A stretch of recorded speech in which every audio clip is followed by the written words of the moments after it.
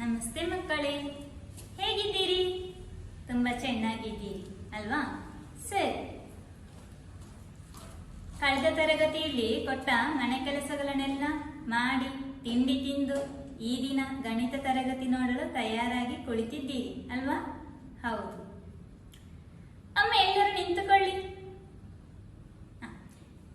1ರಿಂದ 10ರವರೆಗಿನ ಸಂಖ್ಯೆಗಳನ್ನೊಮ್ಮೆ ಹೇಳಿ. ಬಹಳ ಬೇಗನೆ ಹೇಳಬೇಕು. ಒಟ್ಟಿಗೆ ಹೇಳೋಣ? ಟೀಚರ್ ನೀವು ಒಟ್ಟಿಗೆ ಹೇಳುವ? ಸರಿ, ಆರಂಭಿಸುವ. 1 2 3 4 5 6 7 8 9 10. ಗುಡ್. ಇನ್ನೊಮ್ಮೆ ಹೇಳಬೇಕು. ಇನ್ನೊಮ್ಮೆ ಹೇಳುವಾಗ 1 ಕನ್ನಡದಲ್ಲಿಯೂ 2 ಇಂಗ್ಲಿಷ್ನಲ್ಲಿಯೂ ಹೇಳಬೇಕು. ಹೇಗೆ? 1 2 3 4 ಹೀಗೆ 10ರವರೆಗೆ ಹೇಳಬೇಕು. ಗೊತ್ತಾಯ್ತಾ? ಒಮ್ಮೆ ಟೀಚರ್ ಹೇಳ್ತಾರೆ ನೋಡಿ. 1 2 3 4 5 6 7 8 9 10. ಸರಿ, ಈಗ ನೀವು ಹೇಳಬೇಕು. ಹೇಳಿ.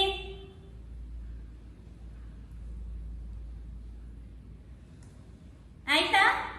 ತಪ್ಪಿದ್ರ? ಸರಿ, ಇನ್ನೊಮ್ಮೆ ಹೇಳಿ.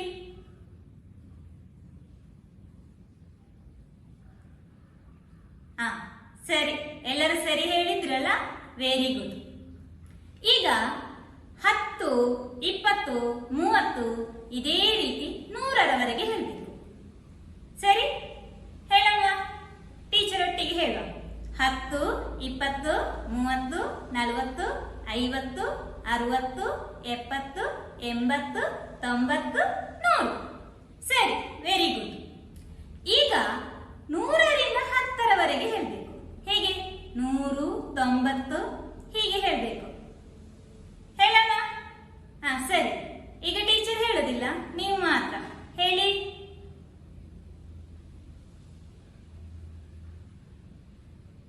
ಸರಿ, ಹೇಳಿದ್ರಾ? ತಪ್ಪಾಯ್ತಾ? ಸರಿ, ಇನ್ನೊಮ್ಮೆ ಹೇಳಿ.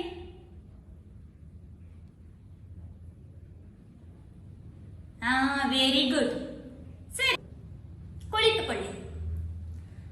ಕಳೆದ ತರಗತಿಯಲ್ಲಿ ನಾವು ಏನೆಲ್ಲ ತಿಳಿದಿದ್ದೇವೆ ನೆನಪಿಸಿ. ಬೆಂಕಿ ಪೆಟ್ಟಿಗೆಗಳನ್ನು 10ರ ಗುಂಪುಗಳಂತೆ ಮಾಡಿ ಒಟ್ಟು ಎಷ್ಟು ಎಂದು ಕಂಡುಹಿಡಿದಿದ್ದೇವೆ. ಬೇರೆ ಮಾವಿನ ಹಣ್ಣುಗಳನ್ನು ಮತ್ತು ಸೇಬು ಹಣ್ಣುಗಳನ್ನು ಒಟ್ಟು ಕಂಡುಹಿಡಿದಿದ್ದೇವೆ. ಬೇರೆ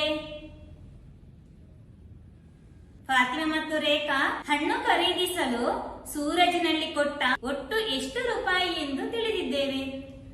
ಆಮೇಲೆ ಉಳಿದ ಹಣ ಎಷ್ಟು ಎಂದು ನಾವು ತಿಳಿದಿದ್ದೇವೆ.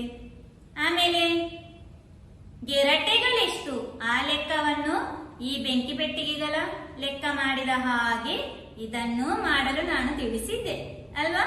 ಮಾಡಿದ್ದೀರಾ? ಹೌದಾ? ನಿಮ್ಮ ಟೀಚರ್ಗೆ ಫೋಟೋ ತೆಗೆದು ಕಳಿಸಿದ್ದೀರಾ? Very good. ಸರಿ ಮಕ್ಕಳೇ, ನೀವು ಅಪ್ಪ ತಿಂದಿದ್ದೀರಾ? ಅಮ್ಮ ಅಪ್ಪ ಮಾಡಿ ಕೊಡ್ತಾರಾ? ಹೇಗಿದೆ? ರುಚಿಯಾಗಿದೆ ಅಲ್ವಾ? ನೀವು ಮಾಡಿದ್ದೀರಾ? ಇಲ್ಲ ಅಲ್ವಾ? ಅಮ್ಮ ಮಾಡಿ ಕೊಡ್ತಾರೆ. ಆದ್ರೆ ಇಲ್ಲಿ ರೇಖಾ ಮತ್ತು ಫಾತಿಮಾ ಅಪ್ಪ ಮಾಡಿದ್ದಾರೆ. ಆದ್ರೆ ಅದನ್ನು ತಿನ್ನಲಾಗುವುದಿಲ್ಲ. ಹಾಗಾದ್ರೆ ಅದು ಎಂತ ಅಪ್ಪ? ಒಮ್ಮೆ ನೋಡೋಣ.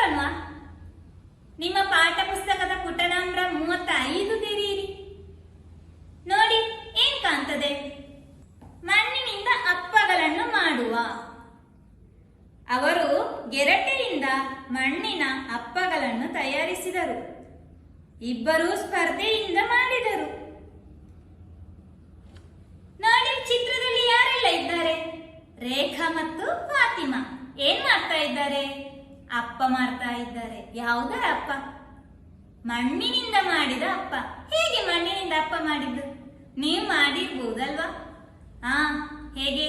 ಗೆರಟೆಯಲ್ಲಿ ಮಣ್ಣು ತುಂಬಿಸಿ ಅದರಿಂದ ಅಪ್ಪ ಮಾಡುವುದು. ಹಾಗೆ ಇಲ್ಲಿ ರೇಖಾ ಮತ್ತು ಫಾತಿಮಾ ಅಪ್ಪ ಮಾಡ್ತಾ ಇದ್ದಾರೆ. ಅವರು ಸ್ಪರ್ಧೆಯಲ್ಲಿ ಮಾಡ್ತಾ ಇದ್ದಾರೆ. ಎಂತ ಸ್ಪರ್ಧೆ? ಯಾರು ಹೆಚ್ಚು ಅಪ್ಪ ಮಾಡುವುದು. ನೋಡಿ, ರೇಖಾ ಎಷ್ಟು ಅಪ್ಪ ಮಾಡಿದ್ದಾಳೆ? 21. ಹಾಗೆ ಫಾತಿಮಾ ಎಷ್ಟು ಅಪ್ಪ ಮಾಡಿದ್ದಾಳೆ? 16. ನೋಡಿ, ಅವರು ಮಾಡಿದ ಅಪ್ಪಗಳನ್ನು 10ರ ಗುಂಪುಗಳಾಗಿ ಮಾಡಿಟ್ಟು ಅಲ್ವಾ? ಹೌದು. ಹಾಗಾದ್ರೆ ಇಲ್ಲಿ ಯಾರು ಹೆಚ್ಚು ಅಪ್ಪ ಮಾಡಿದವರು? ಯಾರು? ಸರಿ, ಯಾರು? ರೇಖಾ. ಹಾಗಾದ್ರೆ ನಿಮ್ಮ ಪುಸ್ತಕದಲ್ಲಿ ಕೇಳಿದ್ದಾರೆ ಏನು? ಹೆಚ್ಚು ಅಪ್ಪಗಳನ್ನು ಮಾಡಿದವರು ಯಾರು? ಏನ್ ಬರಿಬೇಕಲ್ಲಿ? ರೇಖಾ. ಬರೆದ್ರಾ? ಸರಿ, ಗುಡ್. ಎಷ್ಟು ಹೆಚ್ಚು ಮಾಡಿದ್ದಾಳೆ? ಫಾತಿಮಳಿಗಿಂತ ರೇಖಾ ಹೆಚ್ಚು ಮಾಡಿದ್ದಾಳೆ. ಹಾಗಾದ್ರೆ ಫಾತಿಮಳಿಗಿಂತ ರೇಖಾ ಎಷ್ಟು ಹೆಚ್ಚು ಮಾಡಿದ್ದಾಳೆ? ನೋಡಿ, ಚಿತ್ರ ನೋಡುವಾಗ ನಿಮ್ಗೆ ತಿಳಿಯುತ್ತದೆ ಎಷ್ಟು ಹೆಚ್ಚುಂಟು. ಸರಿ, ಎಷ್ಟು? 5. ಎಷ್ಟು? 5 ಹೆಚ್ಚು ಮಾಡಿದ್ದಾಳೆ ಅಲ್ವಾ? ಸರಿ, ಬರೀರಿ 5. ಈಗ ಪ್ರಶ್ನೆ, ಅಲ್ಲಿ ಫಾತಿಮಾ ಮತ್ತು ರೇಖಾ ಒಟ್ಟು ಎಷ್ಟು ಅಪ್ಪಗಳನ್ನು ಮಾಡಿದ್ದಾರೆ? ಏನ್ ಮಾಡ್ಬೇಕು ನೋಡಿ. ಫಾತಿಮಾ ಮಾಡಿದ ಅಪ್ಪಗಳನ್ನು 10ರ ಸಾಲಾಗಿ ಇರಿಸಿದ್ದಾರೆ. ಎಷ್ಟು 10ರ ಸಾಲುಂಟು? 2 10ರ ಸಾಲು. ಮತ್ತೆ 1 ಅಪ್ಪ ಇದೆ. 2 10ರ ಸಾಲು ಅಂದ್ರೆ ಎಷ್ಟು? 20. ಮತ್ತೆ 1 21 21. ಸರಿ, ಫಾತಿಮಾಳದ್ದು ನೋಡಿ ಎಷ್ಟು? 1 10ರ ಸಾಲು ಮತ್ತು 6 ಅಪ್ಪಗಳಿವೆ. ಒಟ್ಟು ಎಷ್ಟಾಯ್ತು? 10, 6, 16. ಹಾಗಾದ್ರೆ ಈಗ ಒಟ್ಟು ಅಪ್ಪಗಳೆಷ್ಟು? ರೇಖಾ ಮಾಡಿದಲ್ಲಿ 2 10ನ ಸಾಲು, ಫಾತಿಮಾ ಮಾಡಿದ್ದಲ್ಲಿ 1 10ರ ಸಾಲು. ಒಟ್ಟು ಎಷ್ಟು 10ರ ಸಾಲಾಯ್ತು? 3 10ರ ಸಾಲು. ಅಂದರೆ ಎಷ್ಟು? 30. ಮತ್ತೆ 1ರ ಹಾಗೆ ಇತ್ತಲ್ಲ, ರೇಖಾ ಮಾಡಿದಲ್ಲಿ ಎಷ್ಟು ಉಳಿದಿತ್ತು? 1. ಫಾತಿಮಾ ಮಾಡಿದಲ್ಲಿ 6. 1 6 7. ಹಾಗಾದ್ರೆ ಒಟ್ಟು ಎಷ್ಟಾಯ್ತು?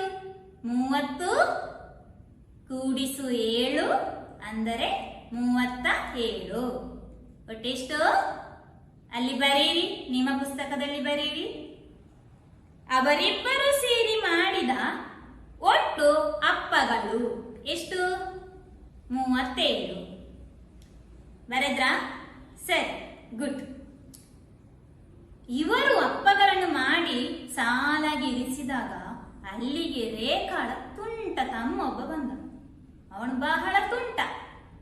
ಅವನು ಅಲ್ಲಿ ಓಡಿದ. ಆಗ ಏನಾಯ್ತು? ಅಪ್ಪಗಳು ಹುಡಿಯದು. ಕೆಲವು ಅಪ್ಪಗಳು ಹುಡಿಯದವು. ಅದರಲ್ಲಿ ನೋಡುವಾಗ 7 ಅಪ್ಪಗಳು ಹುಡಿಯಾಗಿದ್ದವು. 7 ಅಪ್ಪಗಳು ಹುಡಿಯಾಗಿದ್ದವು. ಹಾಗಾದ್ರೆ ಇನ್ನು ಎಷ್ಟು ಅಪ್ಪ ಉಳಿದಿರ್ಬೋದು? ಹುಡಿಯಾದ ಅಪ್ಪಗಳನ್ನು ಹಾಗೆ ಇಡುವುದಾ? ಬೇಡ. ರೇಖಾಳಿಗೆ ನೋಡಿ ಬೇಸರ ಆಯ್ತು. ರೇಖಾ ಆ 7 ಅಪ್ಪಗಳನ್ನು, ಹುಡಿಯಾದ 7 ಅಪ್ಪಗಳನ್ನು ಬದಿಗೆ ಮಾಡ್ತಾಳೆ. ಹಾಗಾದ್ರೆ ಈಗ ಸರಿಯಾದ ಅಪ್ಪಗಳೆಷ್ಟಿವೆ ನೋಡಿ. 7 ಅಪ್ಪಗಳು ಬೇಡ. ರೇಖಾ ಅದನ್ನು ತೆಗೆದ್ಲು. ಹಾಗಾದ್ರೆ ಉಳಿದದೆಷ್ಟು ನೋಡಿ, ಎಣಿಕೆ ಮಾಡಿ. ಎಷ್ಟು? 30 ಅಲ್ವಾ?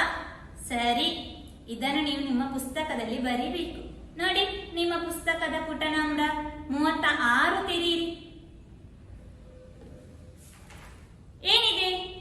ತುಂಟ ಪುಟ್ಟ ರೇಖಾ ಮತ್ತು ಫಾತಿಮಾ ಮಾಡಿದ ಹಣ್ಣಿನ ಅಪ್ಪಗಳ ಮೇಲೆ ತುಂಟ ಪುಟ್ಟ ಓಡಿದನು. ಆಗ 7 ಅಪ್ಪಗಳು ಹುಡಿಯಾದವು. ಅವರಿಗೆ ಬೇಸರವಾಯಿತು. ಈಗ ಉಳಿದ ಮಣ್ಣಿನ ಅಪ್ಪಗಳೆಷ್ಟು? ನಾವು ಕಂಡು ಹಿಡಿದೆವು. ಎಷ್ಟು? 37 ಅಪ್ಪ ಇತ್ತು. ಅದರಿಂದ 7 ಅಪ್ಪಗಳು ಹುಡಿಯಾದವು. ಈಗ ಉಳಿದ ಅಪ್ಪ ಎಷ್ಟು? 30 ಅಪ್ಪ ಅಲ್ವಾ? ಸರಿ, ಅದರಲ್ಲಿ ಬರೀರಿ. ಎಷ್ಟು? 30. ಬರೆದ್ರಾ? ಗುಡ್. ಇವರು ಅಪ್ಪಗಳನ್ನು ಮಾಡುವುದನ್ನು ನೋಡಿ ಸೂರಜ್ ಮತ್ತು ಸುನಿಲಿಗೂ ನಾವು ಅಪ್ಪಗಳನ್ನು ಮಾಡುವ ಎಂದು ತೀರ್ಮಾನಿಸಿದರು.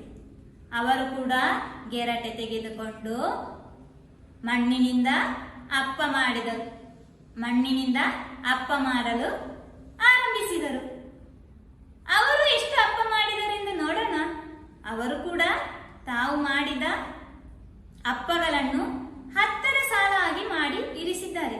ನೋಡಿ, ಸೂರಜ್ ಎಷ್ಟು ಅಪ್ಪಗಳನ್ನು ಮಾಡಿದ್ದಾನೆ? ಎಣಿಕೆ ಮಾಡಿ. ಸರಿ, 26. ಸುನಿಲ್ ಎಷ್ಟು ಅಪ್ಪಗಳನ್ನು ಮಾಡಿದ್ದಾನೆ? ನೋಡಿ, ಎಷ್ಟು? 33. ನೋಡಿ, ಇದನ್ನು ನಿಮ್ಮ ಚಟುವಟಿಕೆ ಪುಸ್ತಕದಲ್ಲಿ ಇದೇ ರೀತಿ ಬರಿಬೇಕು. ಬರೆದು ಅಲ್ಲಿ ಕೊಟ್ಟಿರುವ ಪ್ರಶ್ನೆಗಳಿಗೆ ಉತ್ತರವು ಬರಿಬೇಕು. ಏನೆಲ್ಲ ಪ್ರಶ್ನೆ ಇದೆ? ಹೆಚ್ಚು ಅಪ್ಪಗಳನ್ನು ಮಾಡಿದವರು ಯಾರು? ಕಂಡು ಹಿಡಿದು ಬರಿಬೇಕು. ಎಷ್ಟು ಹೆಚ್ಚು? ಆಮೇಲೆ ಒಟ್ಟು ಅಪ್ಪಗಳು. ನಾವೀಗ ರೇಖಾ ಮತ್ತು ಫಾತಿಮಳು ತಯಾರಿಸಿದ ಅಪ್ಪಗಳನ್ನು ನೋಡಿದೇವಲ್ವಾ? ಅದೇ ರೀತಿ ಇದನ್ನು ಮಾಡಿದ್ರೆ ಮಕ್ಕಳೇ, ನಿಮಗೆ ರಾಜಣ್ಣನ ನೆನಪಿದೆಯಾ? ನಮ್ಮ ರಾಜಣ್ಣ. ಅವನಿಗೆ ಮನೆ ಇರಲಿಲ್ಲ ಅಲ್ವಾ? ಮನೆ ಇಲ್ಲ ಅಲ್ವಾ? ಆದರೆ ಅವನಿಗೆ ಮನೆ ಕಟ್ಟಲು ರೇಖಾನ ಗೆಳೆಯರೆಲ್ಲ ಹಾಗೆ ತುಂಬಾ ಮಂದಿ ಹಣ ಸಹಾಯ ಮಾಡಿದರು. ಆಮೇಲೆ ರಾಜಣ್ಣನಿಗೆ ಮನೆ ಕಟ್ಟುವ ಎಂದು ತೋರಿತು. ಅವರು ಮನೆ ಕೆಲಸ ಆರಂಭಿಸಿದರು. ಮನೆ ಕಟ್ಟಬೇಕಾದ್ರೆ ಏನೆಲ್ಲ ಬೇಕು? ಸಿಮೆಂಟ್ ಬೇಕು, ಹೊಯ್ಗೆ ಬೇಕು, ಕಲ್ಲುಗಳು ಬೇಕು, ಹಾಗೆ ಬೇರೆ ಬೇರೆ ವಸ್ತುಗಳು ಬೇಕು. ನೋಡುವ, ಅವರೊಮ್ಮೆ ಮನೆ ತಯಾರಿಸುವ ಕೆಲಸವನ್ನೆಲ್ಲ ನೋಡೋಣ ಒಮ್ಮೆ. ನಿಮ್ಮ ಪಾಠ ಪುಸ್ತಕದ ಪುಟ ನಂಬರ್ 36 ತೆರೆಯಿರಿ. ನೋಡಿ, ಏನ್ ಕಾಣ್ತಾ ಉಂಟು?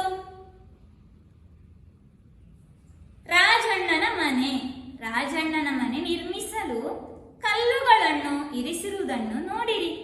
ಪ್ರತಿಯೊಂದರಲ್ಲೂ ಎಷ್ಟು ಕಲ್ಲುಗಳಿವೆ ನೋಡಿ. ಅಲ್ಲಿ ಕಲ್ಲುಗಳನ್ನು ಇರಿಸಿದ್ದಾರೆ ಅಲ್ವಾ? ಎಷ್ಟು ಸಾಲಾಗಿ ಇರಿಸಿದ್ದಾರೆ? 2 ಕಡೆಗಳಲ್ಲಿ ಇರಿಸಿದ್ದಾರೆ ಅಲ್ವಾ? ಹೌದು. ಮೊದಲಿನ ಚಿತ್ರ ನೋಡುವ. ಅಲ್ಲಿ ಎಷ್ಟು ಕಲ್ಲುಗಳಿವೆ? ಎಣಿಕೆ ಮಾಡಿ.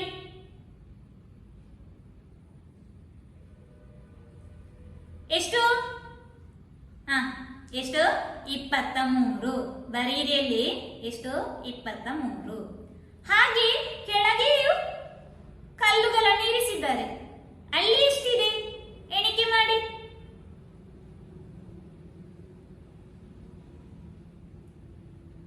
ಎಷ್ಟು? 36. ಬರೆದ್ರಾ? ಸರಿ. ಈಗ ಅಲ್ಲಿ ಒಂದು ಪ್ರಶ್ನೆ ಕೊಟ್ಟಿದ್ದಾರೆ. ಏನು? ಒಟ್ಟು ಎಷ್ಟು ಕಲ್ಲುಗಳಿವೆ? ಎಷ್ಟು? ಏನ್ ಮಾಡ್ಬೇಕು? ನೀವು 2 ಚಿತ್ರವನ್ನು ಎಣಿಕೆ ಮಾಡಿ ನೋಡಿ. ಒಟ್ಟು ಮಾಡ್ಬೇಕಲ್ಲ. ಮೊದಲನೇ ಚಿತ್ರದಲ್ಲಿ ಎಷ್ಟು ಕಲ್ಲುಗಳಿವೆ ಹಾಗೂ 2ನೇ ಚಿತ್ರದಲ್ಲಿ ಎಷ್ಟು ಕಲ್ಲುಗಳಿವೆ ಅದನ್ನು ಒಟ್ಟು ಮಾಡಿ ಹೇಳಿ. ಎಣಿಕೆ ಮಾಡಿ. ಎಷ್ಟು? ಸರಿ. ಎಷ್ಟು? 59. ಗುಡ್. 23 ಕೂಡಿಸು 36 ಅಂದರೆ ಎಷ್ಟು? 59. Very good. ಮಕ್ಕಳೇ, ಇಲ್ಲಿ ನೋಡಿ, ಏನ್ ಕಾಣ್ತಾ ಇದೆ? ಏನು ಅಬಾಕಸ್ ಕೇಳಿದೀರಾ? ಅಬಾಕಸ್ ಏನ್ ಕಾಣ್ತಾ ಉಂಟು? ಒಂದುಗಳು ಹತ್ತುಗಳು ಎಂದು ಬರೆದದ್ದು ಕಾಣ್ತಾ ಉಂಟು ಅಲ್ವಾ? ಏನಿದು? ನೀವು ಕೇಳಿದ್ದೀರಿ, ಒಂದುಗಳು ಹತ್ತುಗಳನ್ನು ತಿಳಿದಿದ್ದೀರಿ ಅಲ್ವಾ? ಸ್ಥಾನ ಬೆಲೆ ಇದ್ಯಾಕೆ? ಇಲ್ಲಿ ಇದನ್ನು ಉಪಯೋಗಿಸಿ ನಮಗೆ ಸ್ಥಾನ ಬೆಲೆ ತಿಳಿಬಹುದು. ಹೌದು, ಹೇಗೆ ನೋಡಿ. ಈಗ ನಾನಿಲ್ಲಿ ಒಂದು ಕಾಯಿ ಇಡ್ತೇನೆ. ಈಗ ಇದರ ಬೆಲೆ ಎಷ್ಟು ಹೇಳ್ಬಹುದಾ? ಎಷ್ಟು ಎಷ್ಟು ಕಾಯಿ ಇಟ್ಟದ್ದು? ಒಂದು. ಯಾವ ಸ್ಥಾನದಲ್ಲಿ? ಒಂದುಗಳ ಸ್ಥಾನದಲ್ಲಿ. ಅಂದ್ರೆ ಎಷ್ಟು? ಎಷ್ಟು? ಒಂದು. ಈಗ ಎಷ್ಟಾಯ್ತು? ಎರಡು. ಈಗ ಮೂರು. ಈಗ ನಾಲ್ಕು. ಈಗ ಎಷ್ಟಿದೆ? ಐದು. ಈಗ ನಾನು ಹತ್ತುಗಳ ಸ್ಥಾನದಲ್ಲಿ ಒಂದು ಕಾಯಿ ಇಡ್ತೇನೆ. ಈಗ ಎಷ್ಟು ಹೇಳ್ಬೋದಾ? ಎಷ್ಟು? ಒಂದು ಹತ್ತುಗಳು, ಐದು ಒಂದುಗಳು. ಅಂದರೆ ಎಷ್ಟು? 10, 5 ಎಷ್ಟು? 15. ಎಷ್ಟು? 15. ಈಗ ಎಷ್ಟು? 25. ಈಗ 35. ಈಗ 45. ಈಗ 55. ಈಗ ಎಷ್ಟು? 65. ಈಗ ಎಷ್ಟಾಯ್ತು? 75. ಈಗ ಎಷ್ಟು? 85. ಈಗ ಎಷ್ಟಾಯ್ತು? 95. ಸರಿ, ಈಗ ನಿಮಗೆ ಒಂದುಗಳ ಸ್ಥಾನದಲ್ಲಿ 5 ಎಂಬ ಅಂಕಿ ಬರುವ ಯಾವೆಲ್ಲ ಸಂಖ್ಯೆ ಇದೆ ಎಂದು ಹೇಳ್ಬಹುದಾ? ಯಾವುದೆಲ್ಲ ಇದೆ? 1 ರಿಂದ 100ರವರೆಗಿನ ಸಂಖ್ಯೆಗಳನ್ನು ಬರೆದು ತರಲಿ ಹೇಳಿದ್ದೆ ಅಲ್ವಾ? ಒಮ್ಮೆ ನೀವು ಬರೆದ ಪುಸ್ತಕದ ಪುಟ ತೆಗೀರಿ. ತೆರೆದ್ರಾ? ಈಗ ನೀವು ನಿಮ್ಮ ಪಾಠ ಪುಸ್ತಕದ ಪುಟ ನಂಬರ್ 37 ತೆರೆಯಿರಿ. ಏನ್ ಕಾಣ್ತಾ ಉಂಟು? 1 ರಿಂದ 99ರವರೆಗೆ. ಏನು? 1 ರಿಂದ 99ರವರೆಗೆ ಸಂಖ್ಯೆ ಬರೆದಿದ್ದೀರಿ ಅಲ್ವಾ? ಅಲ್ಲಿ ನೋಡಿ, ಒಂದುಗಳ ಸ್ಥಾನದಲ್ಲಿ 5 ಎಂಬ ಅಂಕೆ ಯಾವೆಲ್ಲ ಸಂಖ್ಯೆಯಲ್ಲಿ ಉಂಟು ನೋಡಿ. ನೋಡಿ, ಅಲ್ಲಿ ಬರಿಬೇಕು. ಅಲ್ಲಿ ಪುಸ್ತಕದಲ್ಲಿ ಕೋಣೆ ಕೊಟ್ಟಿದ್ದಾರಲ್ಲ, ಅಲ್ಲಿ ಕೆಲವು ಬರೆದಿದ್ದಾರೆ. ಏನು ಬರೆದುಂಟು? 5, 15, 25 ಇಷ್ಟು ಬರೆದುಂಟು. ಇನ್ನು ಕೋಣೆ ಕೊಟ್ಟಿದ್ದಾರೆ, ಕೊನೆಯ ಕೋಣೆಯಲ್ಲಿ ಬರೆದಿದ್ದಾರೆ. ಎಷ್ಟು? 95. ಹಾಗಾದರೆ ಉಳಿದದ್ದು ಬರೆಯಿರಿ. ಬಹಳ ಸುಲಭ ಅಲ್ಲ, ಬೇಗನೆ ಬರೀಬಹುದು. ಬರೀರಿ. ಆಯ್ತಾ? ನೋಡಿ, ಬರೆದಿದ್ದೀರಾ ಈ ರೀತಿ? 5, 15, 25, 35, 45, 55, 65, 75, 85, 95. ಸರಿ, ವೆರಿ ಗುಡ್. ಬರೆದಿದ್ದೀರಲ್ವಾ? Very good. ಹಾಗಾದ್ರೆ ಅಲ್ಲಿ ಇನ್ನೊಂದು ಪ್ರಶ್ನೆ ಉಂಟು. ಅಲ್ಲಿ ಒಟ್ಟು ಎಷ್ಟು ಸಂಖ್ಯೆಗಳಿವೆ? ಎಣಿಕೆ ಮಾಡಿ.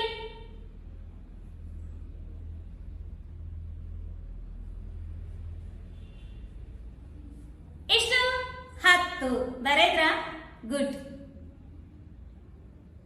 ನೋಡಿ, ಅಲ್ಲಿ ಕೆಳಗೆ ಅದೇ ರೀತಿ ಒಂದುಗಳ ಸ್ಥಾನದಲ್ಲಿ 1 ಬರುವ ಸಂಖ್ಯೆಗಳನ್ನು, ಒಂದುಗಳ ಸ್ಥಾನದಲ್ಲಿ 2 ಬರುವ ಸಂಖ್ಯೆಗಳನ್ನು, ಒಂದುಗಳ ಸ್ಥಾನದಲ್ಲಿ 3 ಬರುವ ಸಂಖ್ಯೆಗಳನ್ನು, ಒಂದುಗಳ ಸ್ಥಾನದಲ್ಲಿ 4 ಬರುವ ಸಂಖ್ಯೆಗಳನ್ನು, ಒಂದುಗಳ ಸ್ಥಾನದಲ್ಲಿ 8 ಬರುವ ಸಂಖ್ಯೆಗಳನ್ನು ಬರೆಯಲು ತಿಳಿಸಿದ್ದಾರೆ. ಅದನ್ನು ನೀವೇ ಪೂರ್ತಿ ಮಾಡಬಹುದಲ್ವಾ? ಬಹಳ ಸುಲಭವಿದೆ. ಹೇಗೆ? ನೀವು 1 ರಿಂದ 100ರವರೆಗೆ ಬರೆದಿದ್ದೀರಿ ಅದನ್ನು ನೋಡಿ ಒಂದುಗಳ ಸ್ಥಾನದಲ್ಲಿ ಬರುವ ಸಂಖ್ಯೆ ಯಾವುದು ಎಂದು ನೋಡಿ ಆ ಪಟ್ಟಿಯನ್ನು ಪೂರ್ತಿ ಮಾಡಬೇಕು. ಸರಿ ಅಲ್ವಾ? ಸರಿ. ಈಗ ಪುಟ ನಂಬರ್ 38 ನೋಡಿ. ಈಗ ನೀವು ನಿಮ್ಮ ಪುಸ್ತಕದಲ್ಲಿ 1ರಿಂದ 100ರವರೆಗಿನ ಸಂಖ್ಯೆಗಳನ್ನು ಬರೆದಿದ್ದೀರಿ ಅಲ್ವಾ? ಅದರಲ್ಲಿ 7 ಎಂಬ ಸಂಖ್ಯೆ ಎಲ್ಲೆಲ್ಲ ಬರ್ತದೆ ಒಮ್ಮೆ ನೋಡಿ. 7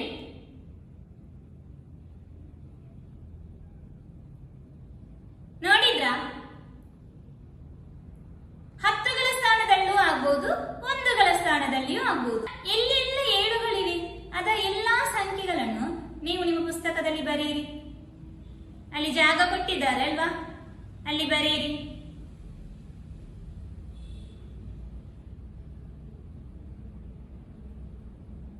ಆಯ್ತಾ? ಒಮ್ಮೆ ಹೇಳಿ ಯಾವೆಲ್ಲ ಸಂಖ್ಯೆಗಳಿವೆ ಹೇಳಿ. 7, 17, 27, 37, 47, 57, 67, 77, 87, 97, ಇನ್ನು 70, 71, 72, 73, 74, 75, 76, 78, 79. ಸರಿ. ಈಗ ಈ ಎಲ್ಲ ಸಂಖ್ಯೆಗಳನ್ನು ನೀವು ಬರೆದಿದ್ದೀರಾ? ಒಮ್ಮೆ ನೋಡಿ. ಬರೆದಿದ್ದೀರಾ? Very good. ಅಲ್ಲಿ ಇನ್ನೊಂದು ಪ್ರಶ್ನೆ ಇದೆ ನಿಮಗೆ.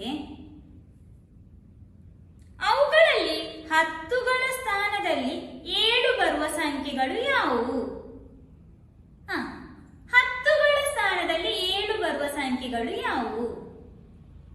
ಯಾವುದು ಹೇಳಿ? 7 ಇದರಲ್ಲಿ 10ಗಳಿವೆಯಾ? ಇಲ್ಲ, 1ಗಳು ಮಾತ್ರ. ಹಾಗಾದ್ರೆ ಬೇರೆ ಯಾವ ಸಂಖ್ಯೆ? 70. ಸರಿ. ಆಮೇಲೆ 71 ನಿಮ್ಮ ಪುಸ್ತಕದಲ್ಲಿ ಬರೆಯಿರಿ. ಬರೆದ್ರಾ? ಹೇಳಿ.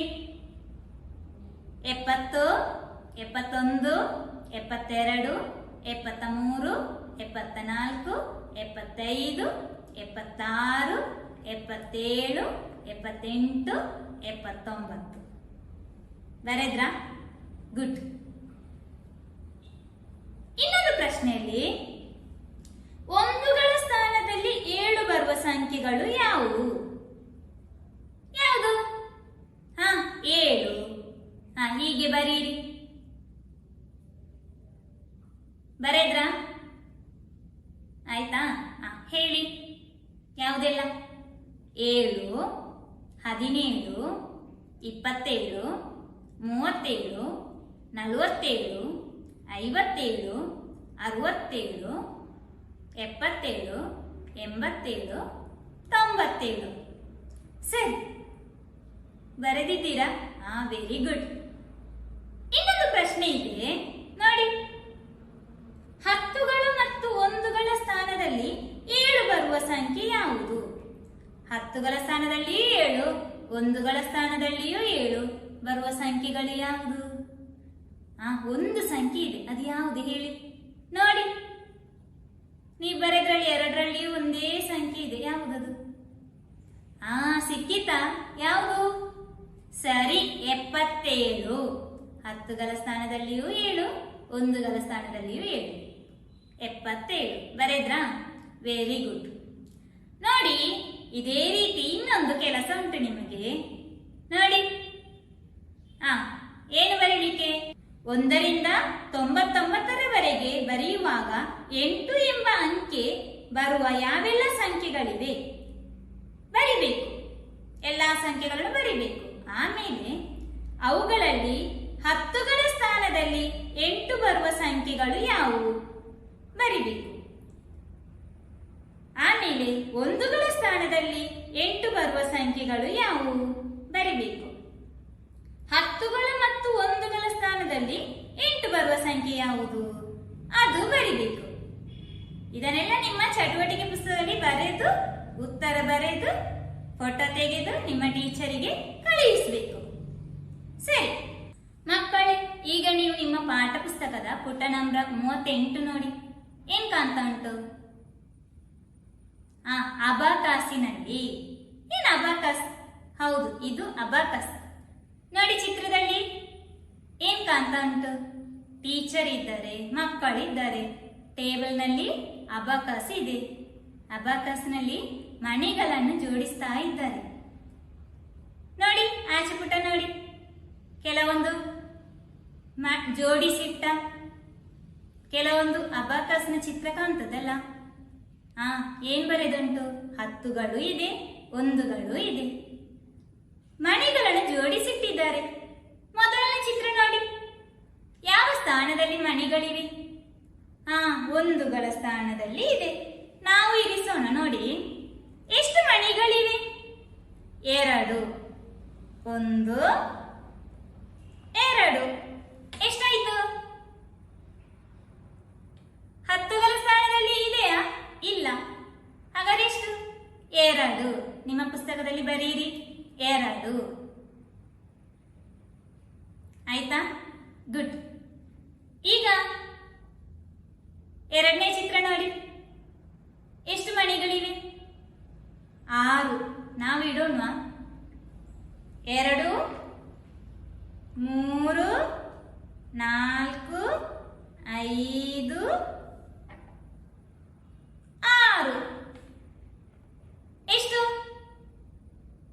6 ಬರೆದ್ರ? ಗುಡ್. ಇನ್ನು ನಂತರದ ಚಿತ್ರ ನೋಡಿ. ಎಷ್ಟು ಮಣಿಗಳಿವೆ? 9. ಹೌದು. 6 7 8 9. ಎಷ್ಟಾಯ್ತು? ಎಷ್ಟು ಇದರ ಬೆಲೆ? 9. ಗುಡ್. ಬರೆದಾಗಿದೆ ಅಲ್ಲ ಆಗ್ಲೇ? ಸರಿ, ನಂತರದ ಚಿತ್ರ ನೋಡಿ. ಎಲ್ಲ ಪೂರ್ತಿ ಮಾಡಬಹುದಲ್ವಾ ನಿಮ್ಗೆ? ಬಹಳ ಸುಲಭ. ಬರೀರಿ. ಎಷ್ಟು ನೋಡಿ? ಹತ್ತುಗಳ ಸ್ಥಾನದಲ್ಲಿ 1 ಮಣಿ ಉಂಟು, ಒಂದುಗಳ ಸ್ಥಾನದಲ್ಲಿ ಇಲ್ಲ. ಹಾಗಾದ್ರೆ ಅದರ ಬೆಲೆ ಎಷ್ಟು? ಸರಿ, 10. 1 0 10. ಹಾಗೆ ಉಳಿದುದನ್ನು ಬರೆಯಿರಿ. ನೆಕ್ಸ್ಟ್ ಎಷ್ಟು? ಹತ್ತುಗಳ ಸ್ಥಾನದಲ್ಲಿ 1, ಒಂದುಗಳ ಸ್ಥಾನದಲ್ಲಿ 3. ಎಷ್ಟು? 13. ನಂತರ ಹತ್ತುಗಳ ಸ್ಥಾನದಲ್ಲಿ 1, ಒಂದುಗಳ ಸ್ಥಾನದಲ್ಲಿ 9 ಬರೆದಿದ್ದಾರೆ ಅಲ್ವಾ? 19. ನಂತರ ನೋಡಿ, ಬರೆದ್ರ? ಎಷ್ಟು? ಸರಿ, 20. ನಂತರ ಎಷ್ಟು? ಸರಿ, 24. ನಂತರ ಎಷ್ಟು? 10ರ ಸ್ಥಾನದಲ್ಲಿ 2, 1ರ ಸ್ಥಾನದಲ್ಲಿ 9 ಮಣಿಗಳಿವೆ. ಒಟ್ಟು ಎಷ್ಟಾಯ್ತು? 29. Very good. ನೋಡಿ ಪುಟ ನಂಬರ್ 39 ನೋಡಿ. ಅಲ್ಲಿ ಅಬಾಕಸ್ ಅನ್ನು ಕೊಟ್ಟಿದ್ದಾರೆ, ಅದರಲ್ಲಿ ಮಣಿಗಳನ್ನು ಜೋಡಿಸಿದೆ. ಹತ್ತುಗಳ ಸ್ಥಾನದಲ್ಲಿ ಎಷ್ಟು ಮಣಿಗಳನ್ನು ಇಟ್ಟಿದ್ದಾರೆ? 3. 1 2 3. ಒಂದುಗಳ ಸ್ಥಾನದಲ್ಲಿ ಎಷ್ಟು ಮಣಿಗಳನ್ನು ಇಟ್ಟಿದ್ದಾರೆ? 4. 1 2 3 4. ಒಟ್ಟು ಎಷ್ಟಾಯ್ತು? 34. ಈಗ ನಾನು ಒಂದುಗಳ ಸ್ಥಾನದಲ್ಲಿ 1 ಮಣಿ ಹೆಚ್ಚು ಮಾಡ್ತೇನೆ. ಆಗ ಎಷ್ಟಾಗ್ತದೆ? ಎಷ್ಟಾಯ್ತು? 35. ಈಗ ನಾನು ಹತ್ತುಗಳ ಸ್ಥಾನದಲ್ಲಿ 1 ಮಣಿ ಹೆಚ್ಚು ಮಾಡ್ತೇನೆ. ಎಷ್ಟಾಯ್ತು ಈಗ? 45. ಸಂಖ್ಯೆಗಳು ಬದಲಾಗ್ತದೆ ಅಲ್ವಾ? ಹೌದು. ಸರಿ ಮಕ್ಕಳೇ, ನಿಮಗೂ ಈ ರೀತಿ ಅಬಾಕಸ್ ತಯಾರಿಸಬಹುದು. ಹೇಗೆ? ಬಾಳೆದಿಂಡು ಉಂಟ ಮನೆಯಲ್ಲಿ? ಬಾಳೆದಿಂಡು ತೆಗೆದು ಅದಕ್ಕೆ ಹಿಡಿಸುಡಿ ಕಡ್ಡಿ ಇಟ್ಟು ಅದಕ್ಕೆ ಮಣಿಗಳನ್ನು ಜೋಡಿಸಿ ಒಂದು ಅಬಾಕಸ್ ಮಾಡಬಹುದು. ಆಮೇಲೆ ಥರ್ಮೋಕಾಲ್ ಇಂದ ಮಾಡಬಹುದು. ಬೇರೆ ಬೇರೆ ರೀತಿಯಲ್ಲಿ ಮಾಡಬಹುದು. ನೀವು ಮನೆಯಲ್ಲಿ ಹೀಗೆ ಮಾಡಿ ಈ ರೀತಿ ಮಣಿಗಳನ್ನು ಜೋಡಿಸಿ ಲೆಕ್ಕ ಮಾಡಿ ಬರೀರಿ. ಇಲ್ಲಿ ಕೆಲವೊಂದು